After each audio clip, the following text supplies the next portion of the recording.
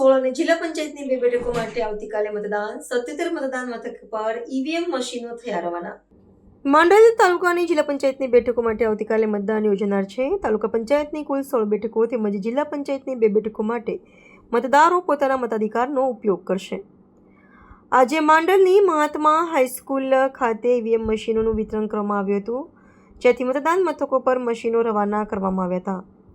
આ ચૂંટણીમાં કુલ 53 ઉમેદવારો મેદાનમાં ઉતર્યા છે, જેઓનું રાજકીય ભવિષ્ય હવે ઈવીએમ મશીનમાં સીલ થવાનું છે. મતદાન પ્રક્રિયા માટે તાલુકા વિસ્તારના કુલ 77 મતદાન મથકો બૂથ તૈયાર કરવામાં આવ્યા છે. ચૂંટણીને શાંતિપૂર્ણ અને પારદર્શક બનાવવા માટે પ્રશાસન દ્વારા વિશેષ તૈયારીઓ કરવામાં આવી છે. 400થી વધુ કર્મચારીઓ મતદાન કામગીરી માટે તૈનાત કરવામાં આવ્યા છે. સાથે જ કાયદો અને વ્યવસ્થા જાળવવા માટે પૂરતો પોલીસ બંદોબસ્ત પણ ગોઠવવામાં આવ્યો છે.